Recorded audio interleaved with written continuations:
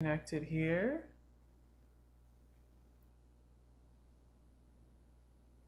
Just waiting for everything. Connected to each platform. Boom, there it is. All right, awesome. Hello, everyone. We'll probably give it just like a little bit. We already got a viewer.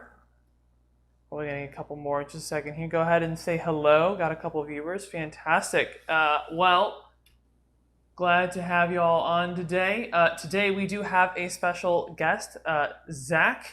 Here, I met him through a fantastic volunteer that I have on the campaign. You guys see him all the time in the chat. TC. We don't actually know that much about each other. This is what I love about having guests on my platform is new people, and so I get to learn all about them and meet them just the same as the rest of y'all who are watching. So Zach, please say hello. Tell us a little about yourself and what you think we're going to want to talk about today. Well, thanks for the introduction. My name is Zach, as you all can tell. I'm a student at the University of the Permian Basin here in Odessa, Texas.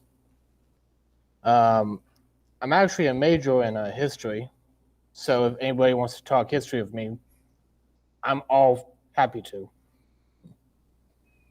History major. That's fantastic. That's super cool. What's like? What are some of your favorite periods in history that you like to study?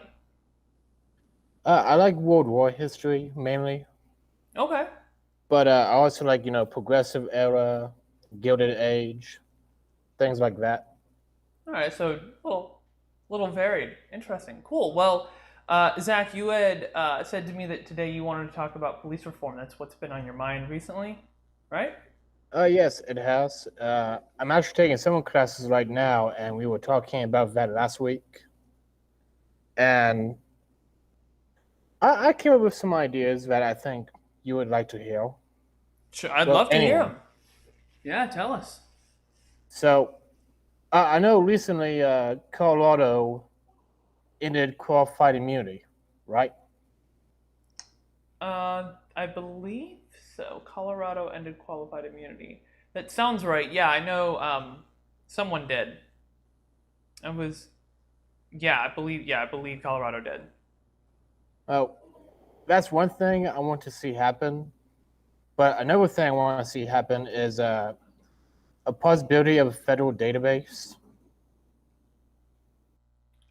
This federal database would be like some database of corrupt cops who did some bad things while in duty. And basically, any city hiring a police officer should go to that database to see if the person was fired for some reason. Yeah, I'm super into that. Yeah, and I'm just looking up here. It looks like they're trying to get rid of qualified immunity in Colorado. Oh no, hang on. June 20. Yeah, June 21st, 2020, Colorado passes landmark law against qualified immunity. So yes, you're right about that. And then but all right. So I just wanted to mention that, but sweet. Yeah. So your idea around having a national what did you call it again? A national database. Database. Yes. Yeah, I'm super into that, and that's definitely something that the Department of Justice, I think, could manage. Right, we don't need a new administration for this, and so this is something at the federal level that could be handled. Of course, it would require that the federal government actually, funds the Department of Justice, which has, of course, been a problem, as the federal government has been, reluctant to fund the thing that holds the government accountable, unfortunately. But that's definitely something I'd be fighting for. And it's something I talk about often when it comes to police reform. Leveraging what's already in place, so yeah, that'd be really cool, and to include in that maybe just provisions to create something like that, to help keep track of the kinds of things that police have done. Is there anything else you have to add to that, or anything else around police reform that you wanted to mention? Well, in regard to that database, someone mentioned to me how we have military police too, and that maybe we should include that in military police reform as well. Yeah, okay, so I guess it's a valid question. Let's make the distinction between military police and, I guess, regular police. I haven't studied that very much, but what do you know about that? About like what are the defining characteristics? Well, with military police, they're typically defined to, doing the same thing as regular police do, but under military law and jurisdiction. Like, say someone is going off base when they shouldn't, or they're bringing alcohol on base when they shouldn't, things of that nature. But I, I don't think anyone has read any instances of when a military police officer has done something bad, but I'm pretty sure there may be some cases if it's happening on the local level here, at the homeland. Okay, so military police are for policing the military. Then that's what it sounds like. Yes, basically. Okay, They have okay, uh, they have military police in the Navy, the Army, Marines. I'm pretty sure they have some in the Air Force. So gotcha. every branch has their own military police unit or regiment, according to my understanding.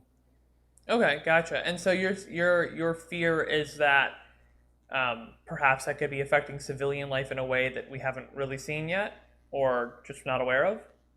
I think so because a whole bunch of police officers that work on the local level too are also those who were formerly in the military. So maybe we need to review the practices of military police too, while also going through practices of, local law enforcement. Right, like it makes a difference. Like if you were former military or part of military police, and then you became part of the civilian police, how does that carry over? Yeah, that makes a lot of sense. One of the things I'm super into is a reverse boot camp. So when people in the military are exiting, having something to help them reacclimate to regular civilian life, that could be a piece of it. But also, same thing with just regular police training of about like rules of engagement and clearly spelling out and defining what those differences are. Of course, I'm vying for a federal seat, so I'm always thinking about like federal level stuff. And so I think a place that the federal government plays quite often is incentives. So one thing I've thought about is like incentives for additional certifications or training programs for police.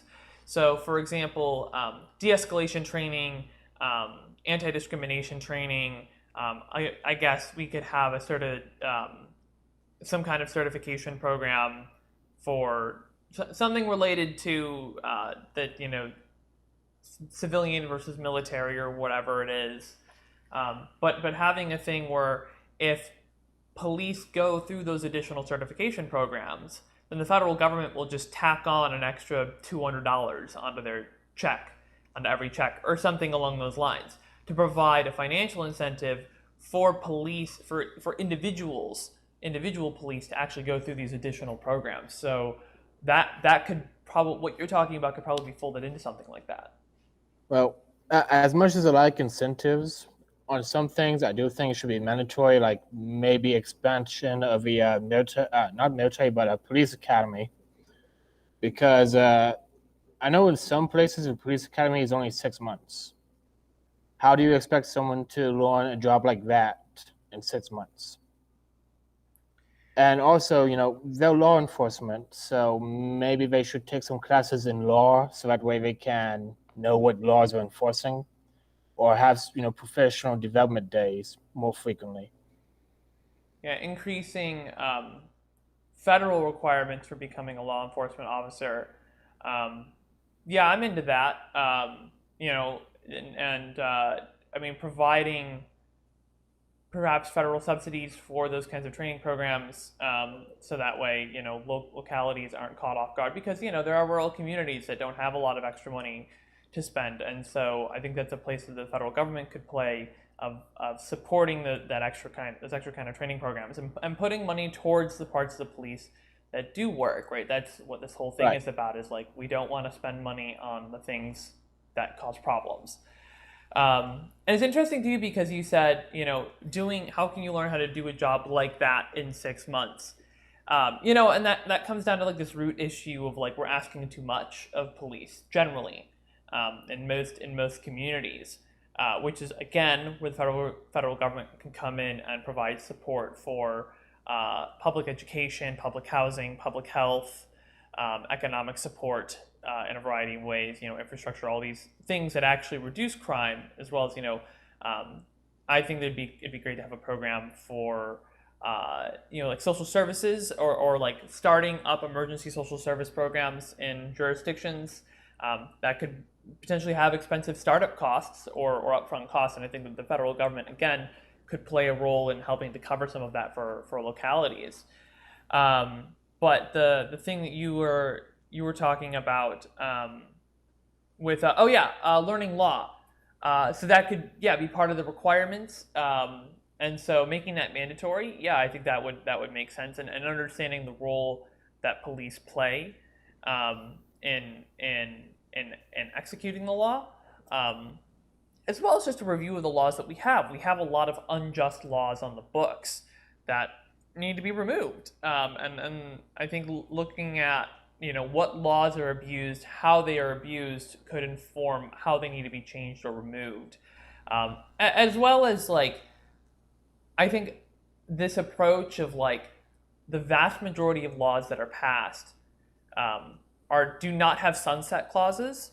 I'm a huge fan of sunset clauses. I believe that, if laws need to be intentionally re-upped. So if they're found not to be working after a few years, then if we decide that it's working, we want to keep it up, then cool, we'll pass it again.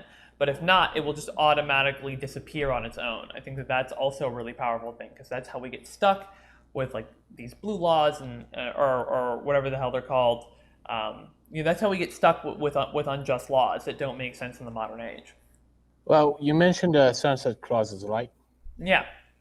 So, how long would you make an estimate for the duration of a sunset clause? Like 3 years, 4 years before results could be shown and say, "Oh, remove it."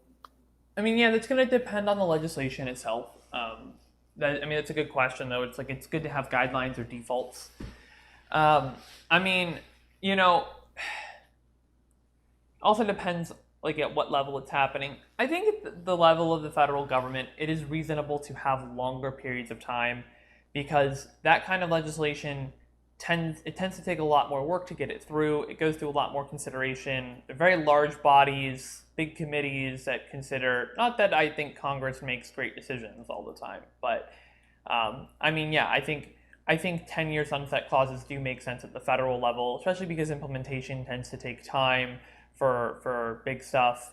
But again, it doesn't have to be the same on every law. But I think maybe more local stuff, it would make more sense to have smaller time periods as more of a default, because localities tend to be more nimble, right? You have a city council of maybe 9 people, and one mayor, and that's it. That's all you got to go through, to get a law passed. And so it's like, all right, well, if something needs to get changed, it can happen much more quickly. So that's kind of my generic response. I haven't spent a ton of time looking into sunset clauses and their implementation before, but I'm generally on board with the concept. All right. So here's one thing that I looked up for my city alone. I'm pretty sure it's not the same for most cities, but in my city, I think a police officer was paid like 2,000 something a month, and rent here, you have to pay like 1,000 or so for like a 1 or 2 bedroom. Yeah. So what I'm trying to say is, maybe we should find ways to increase, police salaries, whether they can actually have some better police officers.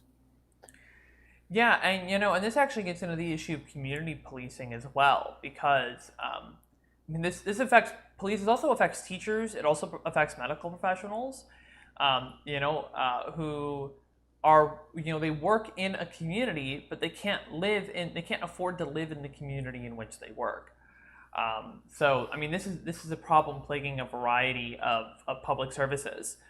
And I wouldn't be against, I mean, a lot of people are shouting, defund the police and stuff, but it's like, look, let's take a look at real solutions to these problems, right? If we want police to be more connected with the communities that they're policing, they need to be able to live in those communities, which is going to require paying them more.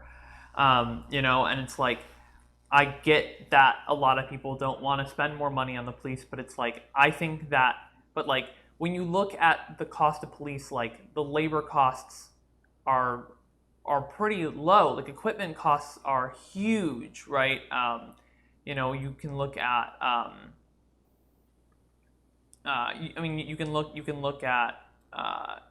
Like settling lawsuits. I mean, are so expensive, right? So I mean, coming up with new rules and regulations around that, the better training, all the incarceration. I mean, you can absolutely cut costs in other areas and make up for that in other ways. So if your overall goal is to reduce the amount of money that your community is spending on policing, I believe that you can do that at the same time as increasing the salaries of those police officers, if that means that they get to live in the communities that they police. I think that's really powerful.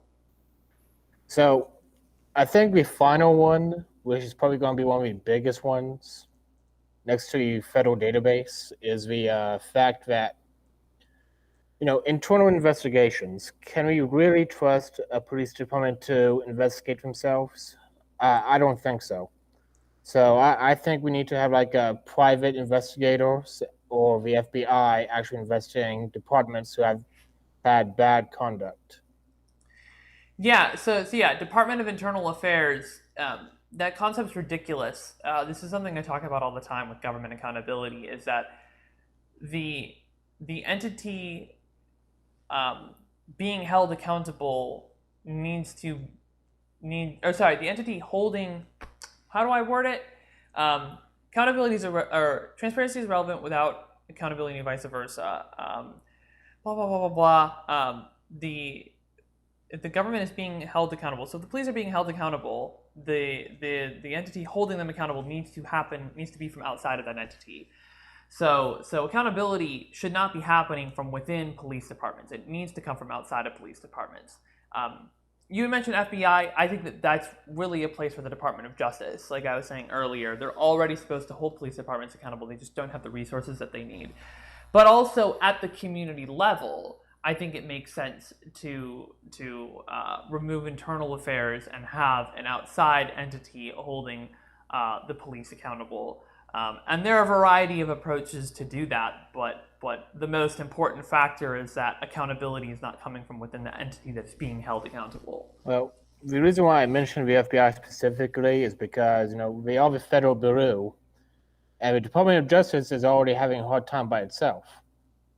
So maybe if the FBI could go ahead and partner with the Department of Justice just for that, then the Department of Justice can actually do its job a little bit better. That's my hope. Okay, yeah. I mean, partnerships. Like, I'm not against that. That makes sense. Yeah. It's if there are things that the FBI seems more well equipped to handle in that space, if it makes sense to have the FBI handling some of those issues in partnership with the Department of Justice, I think, yeah, I'm totally down with that. If it works, let's do it. I'm totally with it. TC said a couple things in the comments. I'll just mention real quick. So he said all government should be more local. Generally, I agree with that. The federal government can be a little overreaching at times. I think the federal government should play more of a role of supporting localities and giving more voice to people at the local level. He also said UBI will help, and that was in context of talking about getting police to live in the communities in which they police. I agree with that. Huge on UBI. But yeah, I don't know if you had any comments on that. Well, I actually support a UBI. I support it as an addition to your base pay. One, so that way you can build up your savings. Two, so that way you can actually take a vacation outside of your area if you want to. And three, if you have children, you can use that UBI. And everybody wants that for our children in the future. Yeah, definitely. It's interesting. You'd mentioned vacation, and that actually made me think about another thing here, which is again, this is something that affects police, it affects medical professionals, it affects military personnel, soldiers, which is this thing that if you work in one of these professions and you check a box that says, "Hey, I experienced something traumatic and I need some help," what can happen is you can get you can get that help, but you can get your pay cut, you can lose hours, you can get a demotion, you can maybe even get fired, but you can get punished in all these different ways. And I believe that we should just have like a blanket law, public or private sector. If somebody says that they need help, like with their mental health or trauma, whatever it is, that unless they want to, they cannot lose any benefits, they cannot lose any hours or anything, and that they need to have access to that kind of help. Because here's what happens with police specifically is like, okay, well, when you don't get any help with these things, well, the natural human defense is compartmentalization. Mm-hmm. And so then you end up living this double life of like, once you clock in, this is this separate thing that doesn't weigh on your conscience anymore because it's all separated off. It's all compartmentalized, which makes it easier to commit, to kill and to do all these other terrible things. And it doesn't, without it avoiding your psyche, which is like just a natural self-defense system, a self-defense mechanism. You can't blame anybody for that. It's just human.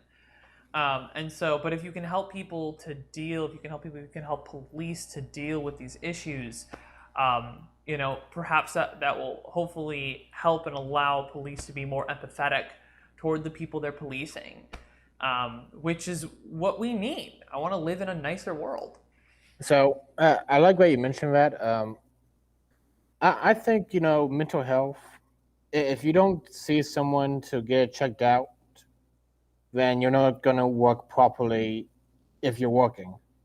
Mm-hmm. So employers of any kind, I don't care if it's retail or teaching or whatever, if you need to take mental health checkups and they are over a course of several days even, you should still get paid for it because you'll be coming back fully, well, not fully repaired, I guess what I'm trying to say, but you'll come back a little bit better than what you were. Mm-hmm. Yeah, and you're gonna be more productive and stuff. I think that if you don't pay those people and if you take away their benefits, that's about as bad or worse than having them not go through a mental health checkup, because they can't live once they do the checkup right now, because they can get fired for being off for several days in a row. And that isn't right, and we need those protections on a federal basis if states haven't done it yet. Yeah, and and it provides these incentives to not get the help that's needed. And so yeah, it's a hugely important thing. It cuts across a variety of different professions, including public service professions that are needed. So absolutely, it needs to be addressed.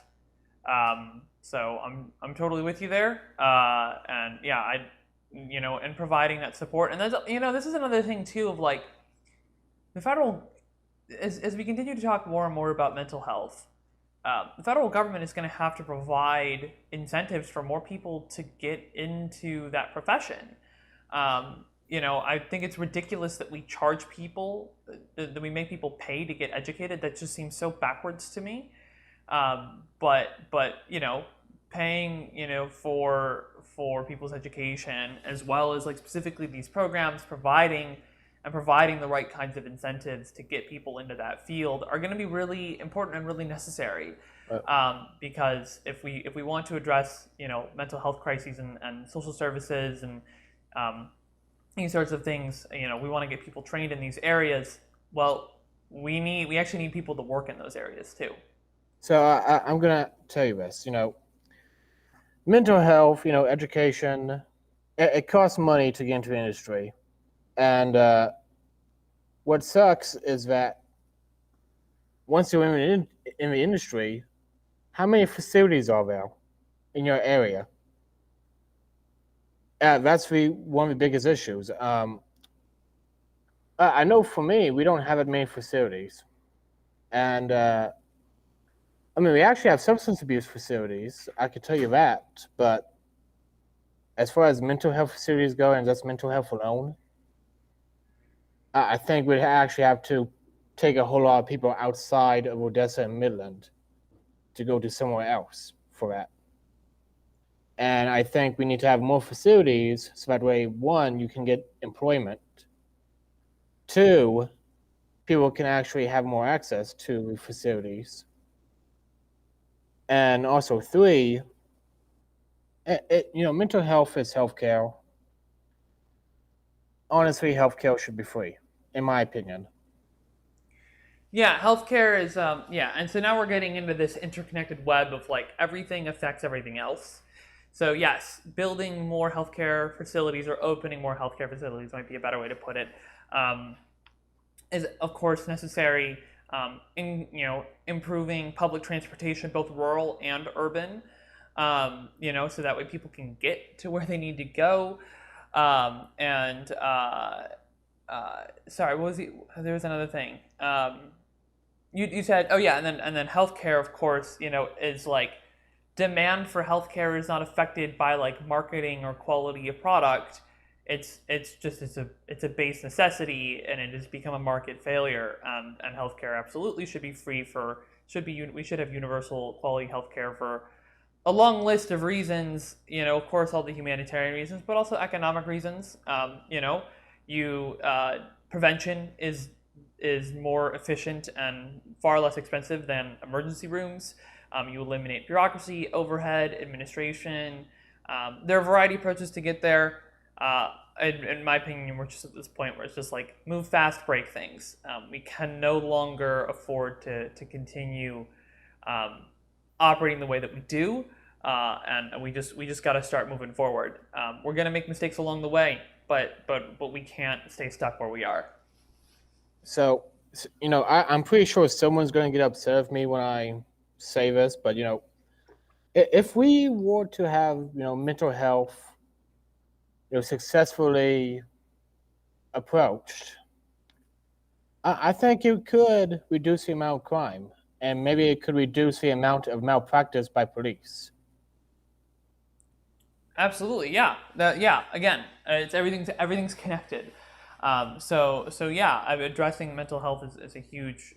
It can absolutely help to reduce crime, or quote unquote crime, because like I said before, we have a lot of unjust laws. But yeah, I'm totally with you. And this is a thing I've been thinking a lot about lately, and I want to try to find an expert to come on my stream and talk about this. I feel like we say the term mental health far more often than we say the term physical health. And I think the reason for that is because we have just generally in the population a much deeper understanding of physical health and all of the different aspects of it, and all of the kind of more nuanced things, right? So, cardiovascular disease is huge, or maybe talk about cancer, or neurodegenerate disease, or I guess that is mental, but skeletal or whatever. I mean, there's all sorts of things, but like we tend with mental health, we tend to always just group everything in together. It's just mental health, but like I want to understand. I want to talk more specifically about some of the specific issues within mental health and smaller categories or subcategories of mental health. And I really want to try to find an expert to come on and talk about those things because I want to have more nuanced conversation around that topic. Well, let me ask you this. You live in Austin, right? Yeah. All right. So if you want that, I recommend going to the University of Austin, talking to people in the sociology and psych department. That's where you could get a good start, I think. That's a good point. Yeah, I probably just shoot an email to the department heads or something, and just say, hey, like this is the thing I want to talk about. Are there any students who might be interested in talking about this sociology? And okay, yeah, that's a really good point. I could totally take the initiative on that, as I absolutely should. I appreciate that. And if they like you enough, maybe they'll go ahead and join your, campaign over there, which Yeah, should be beneficial to you. yeah, definitely. Yeah, always, it's a lot of work to do. Always got to get more people. Did you have anything else you want to talk about? No, nothing to mind. You? No, not in particular. I was so glad to have you on and meet you, Zach. This has been a fantastic conversation. I don't usually drag these out any longer than they need to go, So um, I will probably cut things off here. But did you want to give your? You told me about a thing. You have a pack that you run, right, or something? Tell us about that real quick. Oh, a pack. I don't think I'm part of that pack anymore. Mainly because I'm not part of the Odessa Young Democrats. In fact, we are actually remerging the Midland and Odessa chapters together to form the Portland Basin Young Democrats again. And I think we're going to have a new pack. And again, I'm not part of it yet. So I'm trying to get, re-entry into the organization because I kind of got off of it for a whole year. Okay, so nothing. Yeah, that's it. Okay, cool. Yeah, so nothing like specific to like announce or like tell people about right now. No, nothing specific yet. Okay. Cool. Oh, wait. No, there was one pack. If you have anyone that is, any county that's part of it in your district. I'm not, specifically probably leadership of it, but it's called the 134 pack. Yeah. You may want to look into that. Yeah, the 134 think packs. I think some parts for Austin is part of it. I'm not sure. Well, and my district doesn't exist yet, right? So there's going to be redistricting this year. There will likely be a brand new district in the area, and I will likely run whatever that new district is, but no idea what those lines are going to look like. But yeah, the 134 pack, that's what you had mentioned to me before. So I just put that in the chat, 134 PAC. You guys can look into Zach's involved with that. But yeah, I appreciate you coming on. Thanks for that. And otherwise, thanks everybody for watching and enjoy the rest of your day.